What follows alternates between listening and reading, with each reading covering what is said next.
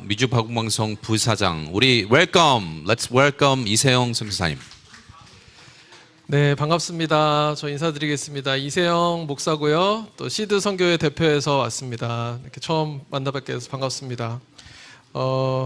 저는 하는 일이 좀 많아요. 그래서 지금 시드 선교회에서도 그 다음 세대 동원 관련해서 사역을 하고 있고요. 그리고 지금 미주 복음방송 부사장으로 11월부터 일하게 됐습니다. 미주 복음방송 아시죠? 네, 그래서 감사합니다. 우리 LA에 있는 NIM에 있는 본사에서 있습니다. 그리고 지금 미주장신이랑 어제 와서 말씀하신 아주 재밌게 말씀하신 이병구 교수님 또 같이 제가 사역을 하고 있고, 미주장신이랑 한국에 있는 웨스터민스 신학교에서 제가 디지털 세계와 온라인 사역이라는 강의를 하고 있습니다. 그래서 지금 교수로 사역하고 있고요. 그래서 그런 사역을 하게 된 이유가 제가 이런 연구를 했어요. 그래서 제가 플러 신학교에 성경학 박사를 할 때 주제가 온라인 공론장에서 이 알고리즘 안에서 어떻게 선교적 커뮤니케이션을 할 거냐, 그 주제를 가지고 2018년부터 했습니다. 연구를. 그래서 2023년에 논문을 끌었는데 그 사이에 뭐가 있었죠? 팬데믹이 있었잖아요. 그러니까 처음 시작할 때는 그냥 많은 사람들이 온라인 하니까 원래 온라인 플랫폼에 대한 연구를 하려고 시작을 했는데 하다 보니까 갑자기 처음 시작할 때는 자료도 별로 없었어요. 근데 하다 보니까 팬데믹이 터져가지고, 그래서 제가 연구를 한 게 이제 그때 2023년도에 세계 선교 학회가 있었는데 시드니에서, 그때 제가 박사 끝내지도 않았는데 가서 발표했어요. 이런 걸 연구한 사람이 없으니까. 그래서 참 감사한 게 하나님 은혜로 제가 이 유튜브를 좀 중심으로 해가지고 유튜브 안에서 어떻게 선교적 커뮤니케이션을 할 거냐, 그런 거를 하면서 특히 양극화를 많이 다뤘습니다. 여러분 알겠지만은 유튜브 보시면은 이제 그 양극화가 있잖아요. 그 알고리즘이 사람들이 나 좋아하는 것만 보게 만들거든요. 제가 다음 시간에 한 번 더 이거 자세히 설명드릴 텐데, 그래서 그것 때문에 양극화가 있으니까 어떻게 화해하는 그런 일들을 감당할 거냐, 그런 연구를 제가 했습니다. 그러다가 제가 또 몇 년 전에 이제 다음 또 내년에 또 세계 선교학회가 있어가지고 뭘 준비했냐면 그 K-팝 세계관을 연구를 했어요. 그래서 K-팝 세계관을 연구하다 보니까 이게 굉장히 영지주의적인 상업주의가 있더라고요. 그래서 연구를 집중해서 했는데 또 올해 뭐가 터졌어요? K-팝 데몬 헌터스가 터진 거예요. 그래가지고 지금 가기 전에 미리 교수님들한테 발표하고 그러는데, 제가 느낀 게 우리 부모님과 우리 할아버지 할머니가 기도를 많이 하셔가지고 내가 뭘 하든지 이렇게 터지는 인생이 되는구나. 할렐루야. 네, 그래서 저희 할아버지도 저희 외할아버지가 저희 목사님이시고 3대째 목사집이고, 저희는 통합촉인데 저희 아버지도 목사님이시고 제 여동생 남편도 목사고 여동생도 목사고 막내 여동생 남편도 목사고, 저희가 모이면 교단 총회를 해요. 그래서 그런 아주 저희 그런 행복한 가족인데 하나님께서 은혜를 많이 주셨습니다. 그래서 저는 이 사진을 아는 분은 이제 그 챗 GPT를 좀 써보신 분이죠. 옛날 지브리 스타일로 항상 만드는 게 유행할 때 사진 이렇게 집어넣으면은 만들어주고 그게 좀 유행했던 적이 있어요. 그래서 저희 아내랑 저희 아들 이번에 12학년에 이제 졸업합니다. 내년에. 지금 12학년인데 아까 전에 식당에서 만난 분들이 저보고 아주 젊어 보인다고. 근데 제가 이 젊은 목사라는 얘기를 제가 20대 때부터 지금까지 듣고 있어요. 지금 50인데. 그래서 제가 이제 50입니다. 그래서 저희 딸이 중학생이고 그렇게 이제 LA에 살고 있습니다. 제가 시드 선교회 일단 대표로 이 시간에는 발표를 할 거고, 다음에는 제가 이제 그 온라인 사역 관련된 그 유튜브 관련된 거 중심으로 해가지고 제가 교수와 또 복음방송 부사장으로 발표를 할 텐데요.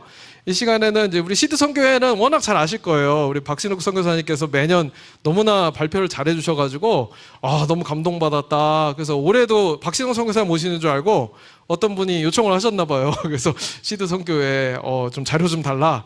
근데 이제 올해는 제가 왔고, 여러분들 오신 분들 대부분 잘 아실 거라고 생각해서 간략하게 말씀드리면, 저희는 선교는 교회가 합니다라는 비전을 가지고 미국에 있는 우리 한인 교회들이 같이 워싱턴 중앙장로교회 이원성 목사님 계실 때 그때 이렇게 만들어서 지금까지 저희가 교회와 함께 하는 선교단체, 그래서 교회가 선교를 할 수 있도록 우리 선교회는 교회를 돕는다. 그런 비전을 가지고 지금까지 사역하고 있고, 미국, 한국, 캐나다 3개 본부가 있고, 그리고 총 266명 40여 국에서 140여 그 유닛 가정들이 그렇게 지금 전 세계에 사역을 하고 있습니다.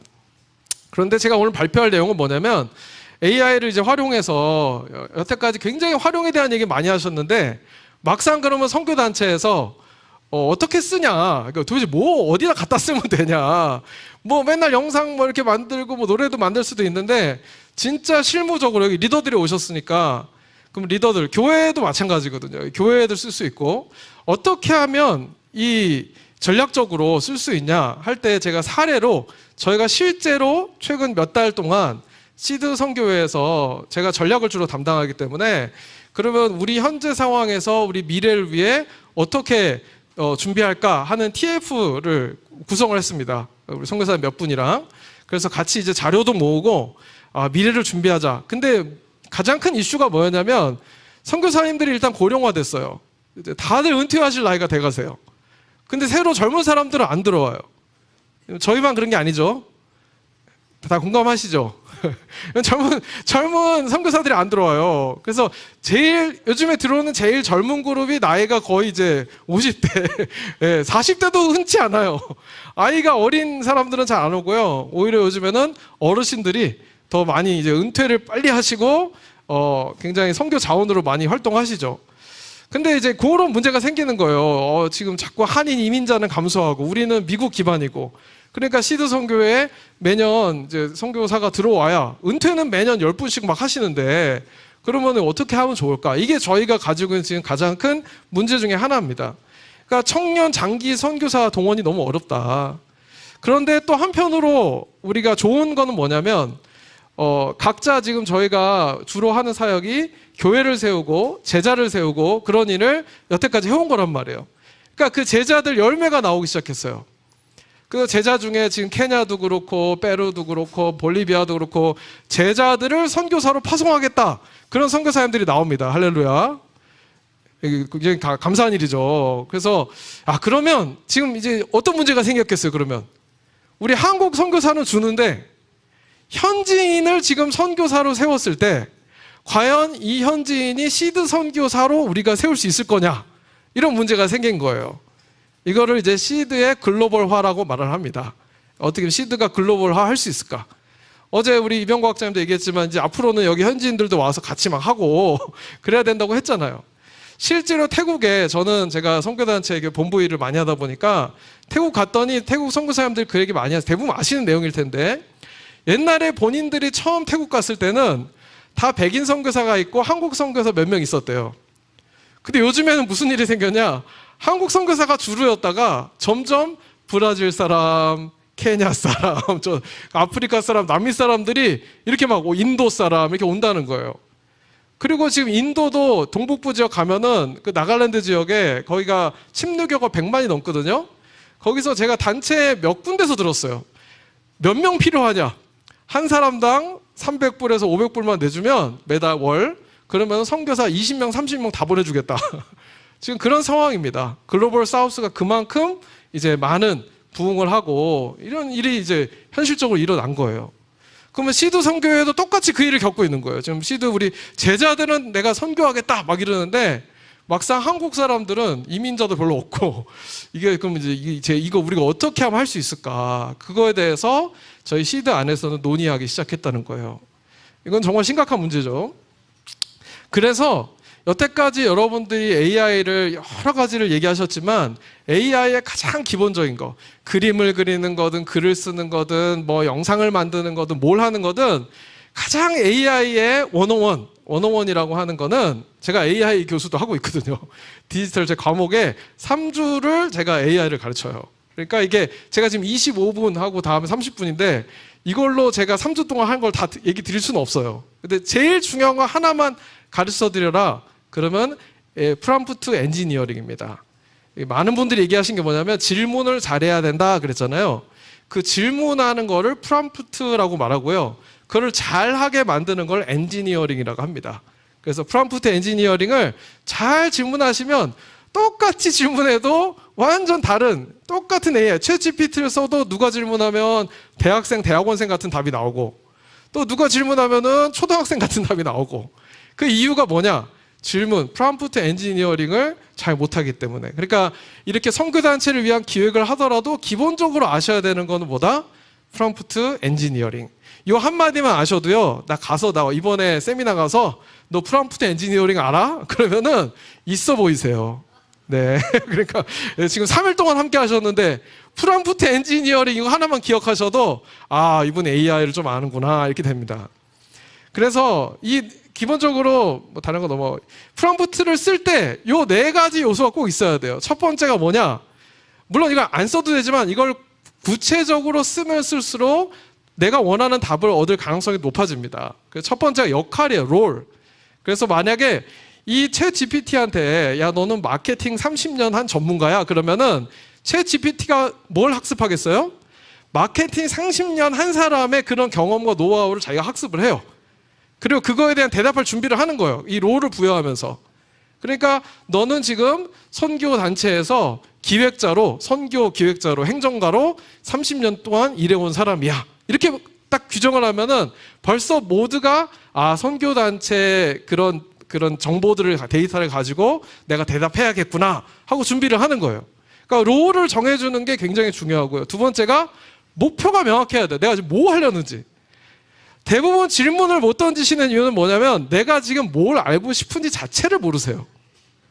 그게 실력입니다. 내가 지금 이거를 내가 뭘 질문하는지, 내가 뭘 얻고 싶은지, 내가 지금 뭐 때문에 이걸 하려는 건지가 명확하게 질문을 하면 그 목표에 따라 기계는 완벽하게 돌아가게 돼 있어요.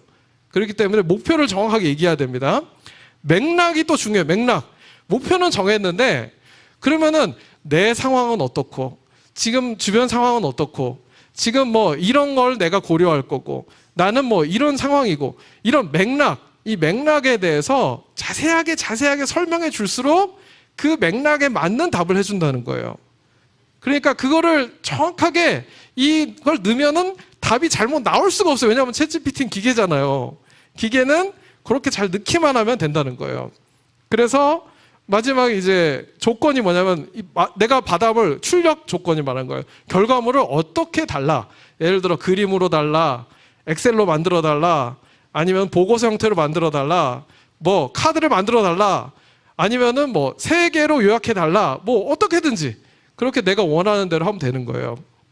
제가 예를 들어 어떤 분이, 저는 설교 교수가 아닌데 제가 AI를 가르치니까 어떤 분이 좀 설교 좀 봐달라고 그래서 이렇게 설교를 이렇게 써가지고 보내셨어요. 근데 나이가 좀 연세가 드셔서 신학을 하신 분이에요.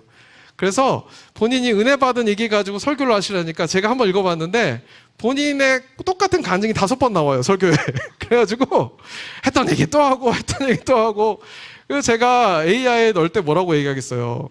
중복되는 거를 제거하고, 오리지널은 이분이 쓴 거예요. 그러니까 이분 설교 맞아요.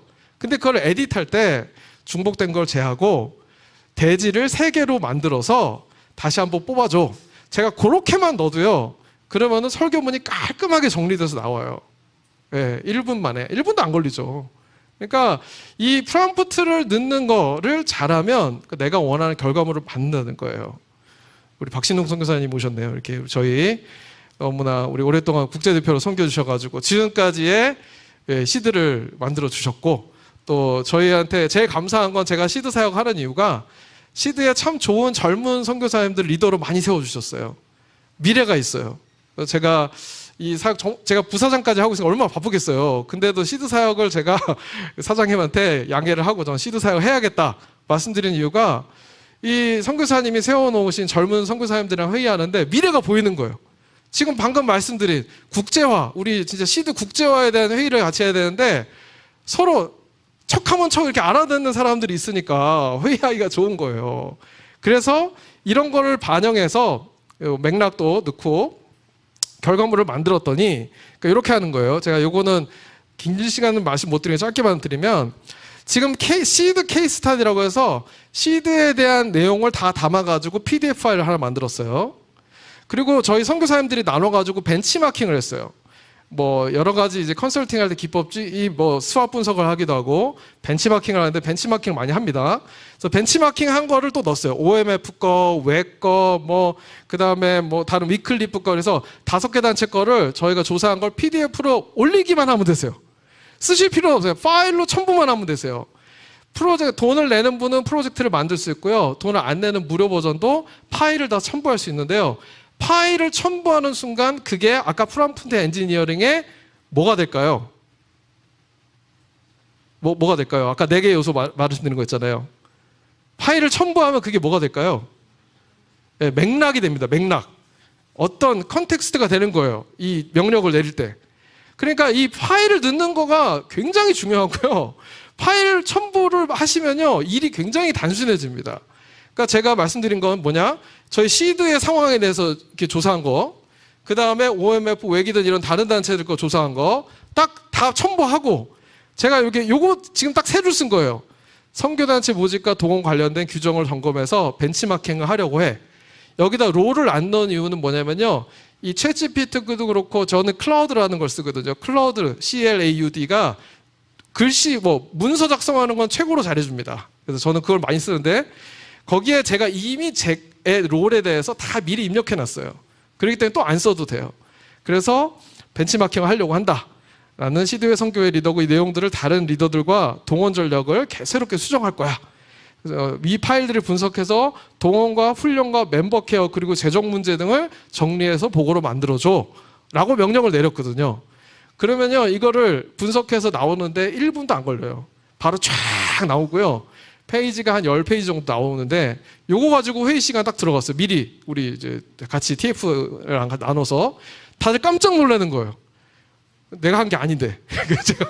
내가 한 게 아닌데 근데 다들 너무나 분석을 우리한테 필요한 걸로 딱 만들어가지고 주니까 이거 갖고 회의가 되는 거예요. 그래서 밑에 보세요. 이분이 아니라 이게 클라우드가 AI가 분석한 거예요. 이그제큐티브 서머리. 국제화된 선교, 이미 국제화된 선교 단체들 다 저희보다 먼저 이걸 고민했던 단체들이잖아요. 그래서 거기 사례를 분석하니까 이게 결국은 요런 거가 필요하더라 하면서 쭉 이제 분석을 해가지고 제가 이걸로 아까 소개했던 감마를 가지고 감마에 넣어서 파워포인트를 만든 거예요. 그럼 파워포인트 만드는 것도 1분 걸리고요. 이 감마도 마찬가지입니다. 이게 파워포인트도 되는데 설정을 바꿔놓으면요. 홈페이지가 돼요. 그래서 홈페이지 여러분들이 만약 개인이나 단체 홈페이지 만들고 싶다. 그러면 감마에다가 우리 자료를 넣고 그리고 이 AI한테 우리 홈페이지 만들 수 있게 정리해줘 하고 그 프롬프트 그대로 그냥 감마에 넣으면요. 홈페이지를 그냥 만들어줘요. 1분 만에. 퍼블리시 하면은 도메인이 없어도 일단 그 링크를 통해서 홈페이지가 그냥 됩니다. 무료로. 그런 기능들이 다 있어요. 그래서 제가 일단 이렇게 만들었더니 이거를 국제화하려면 명확한 프로세스가 필요하다. 그 다음에 현지화된 케어가 필요하다. 필드 각각 결국은 현지인들이 우리 시드 선교에 선교사가 되려면 현장 본부들이 있어야 된다는 거예요. 그래야 그 선교사들을 관리할 수 있다. 현지 관리할 수 있다. 지금 저희는 국제본부 안에 파송 위주로 해가지고 본부가 돼 있거든요. 근데 이제 지역 본부들이 중요하다고 이게 딱 얘가 얘기해 준 거예요. 그리고 문화적 다양성 이제 굉장히 다양한 이제 그룹들이 들어와서 국제화를 하려면 그러면 우리가 문화적인 준비가 돼 있어야 된다. 이런 얘기를 얘가 다 분석해 주는 거예요. 그래서 OMF에 대해서 분석해 주고 동원의 핵심 원칙에 대해서 얘기해 주고 뭐 훈련 체계도 다 비교해 줘요. OMF는 이렇고 YM은 이렇고 뭐 웩은 이렇고 뭐 하고 그래서 멤버 케어가 결국은 핵심이다. 멤버 케어가 필드 중심으로 멤버 케어가 돼야 되고 문화적인 민감성이 있어야 되고 리더십도 분산돼야 된다. 다국적 리더십이 생겨야 된다. 쉽게 말하면 남미에서 동원했으면 남미 리더가 우리 리더 중에 한 명 있어야 된다는 거예요. 그게 돼야 국제 이제 단체가 정말 될 수 있다. 그런 거예요. 그러면서 중요한 건 이제 제가 재정에 대해서 물어봤잖아요. 그러니까 재정에 어떤 게 문제가 생길지도 다 분석을 해서 주는 거예요. 왜냐하면 다른 단체들 리서치할 때 이걸 다 저희가 분석했거든요. 재정이 이런 문제가 생길 수 있고 왜냐면은 남미에서 동원하는 것과 미국에서 저희가 후원받는 게 금액이 다를 수밖에 없잖아요. 그거 다 어떻게 통합해서 관리하겠어요? 생각해보세요. 남미에서 생활비가 다르고 현지인이 이 펀드레이징 하는 것과 미국에서 펀드레이징 하는 것이 어떻게 같겠어요? 그게 쉽지 않거든요. 솔직히 한국 선교사님들도 저희 단체 오시는 분들 중에 어떤 이유는 미국 선교단체 들어가려고 했더니 기본적으로 후원해야 될 돈이 9,000불을 해야 된대요. 왜냐하면은 이제 은퇴 자금까지 미리 다 이렇게 이제 해놔야 되기 때문에. 그러니까 뭐 9,000불을 동원하면 담임 목사도 9,000불을 못 받는데 선교사 어떻게 해? 그러니까 이 문화 차이가 나니까 국제단체가 못 들어간단 말이에요. 그러니까 마찬가지로 시드도 뭔가 남미 사람이든 태국 사람이든 지금 아프리카 케냐에서도 선교사님이 제자를 선교사로 파송하고 싶다 그러면 그걸 다 재정적인까지 고민을 해야 된다. 그래서 국제화가 되려면은 한 번에 안 되고 우리 현지에서 갑자기 바꿀 수 없으니 그러니까 먼저 지금은 우리 단체 중심으로 하다가 그다음 단계별로는 다국적 국가별 지부가 이렇게 생기고 그리고 나서 마지막에는 글로벌 연합으로 가는 그런 그림으로 가야 된다. 이게 이제 다른 단체들을 분석한 내용이에요. 그러면서 이 시드 실행 로드맵도 만들어주고요. 그리고 이게 성공적으로 하기 위해서 5대 원칙. 결국은 빨리 하는 것보다 이 선교사님들이 서로 다 공감하고 이제 신뢰를 바탕으로 같이 가야 된다. 그 다음에 문화적인 민감성이 있기 때문에 여러 가지 요소가 발생할 수 있으니까 그것도 충분히 고려해야 된다. 그리고 투명하고 공정해야 된다. 그리고 점진적으로 해야 되고 무엇보다 중요한 건 뭐냐? 시드로서의 정체성을 명확하게 해야 된다는 거예요. 이게 주먹구구식으로 하면 안 되고 시드 선교사는 도대체 뭐 하는 선교단체냐 할 때 우리는 교회가 선교한다. 우린 예수님을 닮아가는 영성이다. 그런 게 명확할 때 그때 우리 시드 선교회가 국제단체가 될 수 있는 거다. 이렇게 AI가 해줬습니다. 그래서 벤치마킹 하면서 뭘까지 우선순위까지 지금 별표로 이렇게 다 이게 해준 거예요. 제가 사실 지금까지 말씀드린 건 이 내용 자체를 말씀드리려는 게 아니고요. 지금까지 제가 중요하게 오늘 이 첫 번째 섹션에 하려는 거는 프롬프트 엔지니어링이 얼마나 중요한지 말씀드린 거예요. 프롬프트를 어떻게 넣느냐에 따라서 내가 원하는 그걸 결과를 받고 정말 강력한 이게 교회든 목회든 선교든 그 도구를 쓸 수가 있는데 프롬프트를 잘 쓰기 위해서 제가 중요하게 생각하는 게 특히 저희가 영적 리더로 전략적 영성 한번 따라해보세요. 전략적 영성. 여러분 이 시간 제일 힘든 시간인 거 아시죠? 예, 아마 저한테 그런 막중한 책임을 맡겨주셨는데 졸지 않게 졸음의 영화 떠나갈지어다. 아멘. 중요한 겁니다. 전략적 영성이란 기본적으로 전략적 영성이 있어야 AI를 잘 쓸 수 있는데 그 첫 번째가 뭐냐면 아래로부터의 기획. 내가 그냥 머리로 책상에서 만들어서 그냥 뻔한 얘기를 쓰면요. 그러면 AI도 뻔한 답을 줘요. 내가 쉽게 말하면 목사님들이 AI 잘 쓰려면 뭘 많이 해야 되냐? 신방을 많이 하셔야 돼요. 성도들 얘기를 많이 들어야 돼요. 그러면 선교단체에서 정말 AI 잘 쓰려면 어떻게 해야 되냐? 선교사를 많이 찾아가 봐야 돼요. 본부 사람들이. 그래서 선교지 얘기를 많이 듣고 지금 우리 단체에 지금 뭐가 정말 중요한 일이구나. 그러면서 아래로부터 올라오는 진짜 중요한 이슈들을 알고 우리에게 어떤 장점이 있고 이제 수학 분석을 하면 나오는데 우리 단체에 뭐가 강점이고 뭐가 단점이고 이걸 할 때 우리가 깊이 우리 선교사를 알고 깊이 있게 이 현장을 알면은 그만큼 더 훌륭한 고도화된 그런 AI 활용이 가능해진다는 거예요.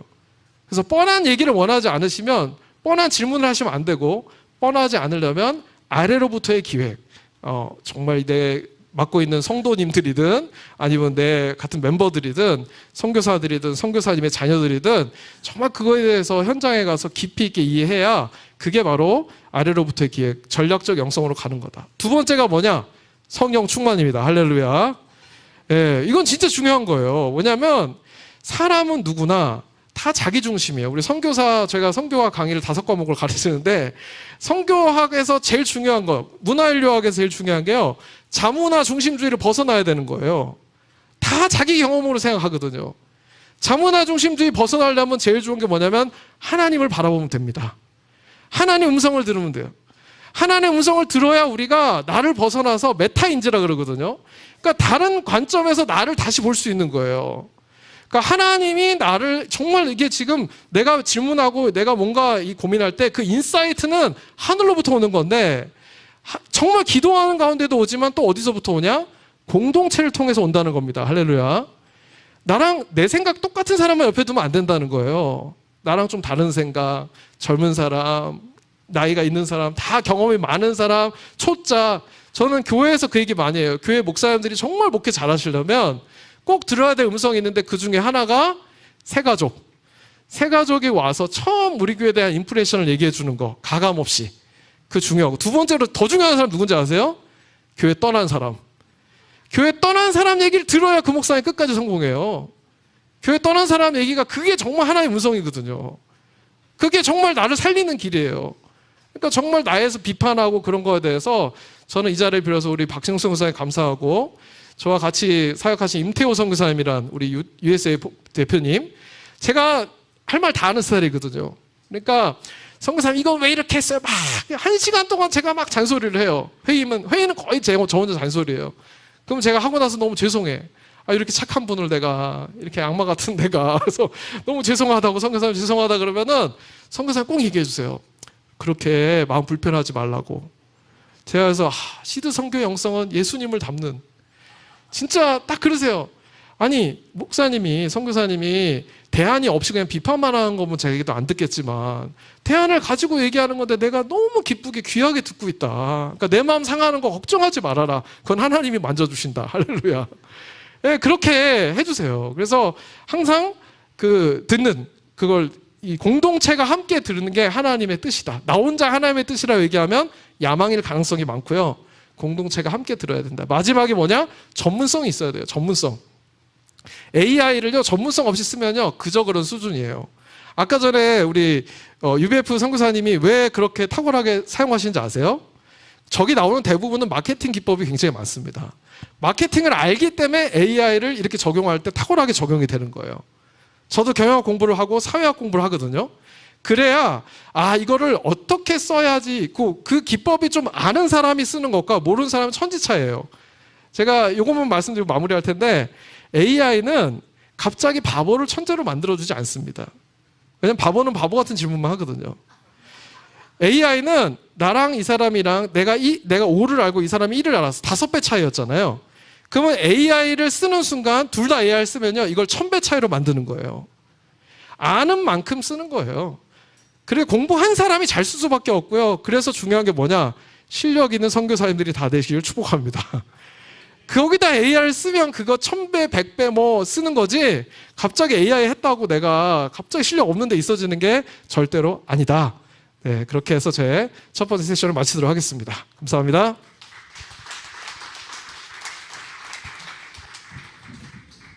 원래는 C 대표, 그 USA 대표 임태호 선교사님을 초대했어요. 근데 이제는 이세용 선교사님이 왜 왔는지 이유를 알겠어요. 너무 감사합니다. 또 이따가 또 유튜브 미션에 대해서 또 알려주시는데 기대하겠습니다.